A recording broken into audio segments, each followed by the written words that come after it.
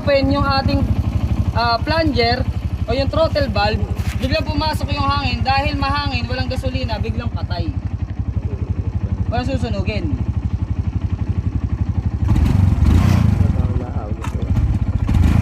Kita nyo? Oo.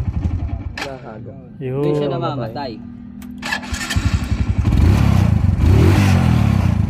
Kaya ang diskarte niyan, para pagre-rekta ka, throttle ka ng bahagya, hindi siya mamamatay. Bigyan mo muna ng konting gasolina, saka kaarangkada.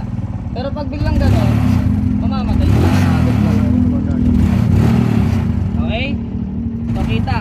Isang identification din na good yung ating pagtotono, pagtutuning ng carburetor.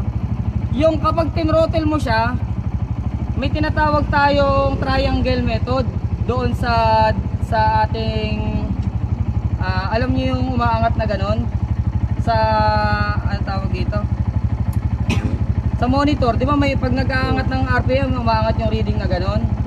So kailangan mag-equal yung triangle. Kung ano yung magandang RPM niya, yun din yung dapa o pagdi-decrease ng RPM. So kailangan pantay. Hindi pa pwede na saka pala mahaba yung decrease. Ibig sabihin, pagka ganun, mahaba yung pagdi-decrease ng RPM natin, rich gas. Tapos yung bandang dulo, may naking papak, gumaganon pa. So ibig sabihin, magas yun. Ito naman, hindi mo naman mararamdaman, equal, kaya lang sa performance mo naman mararamdaman.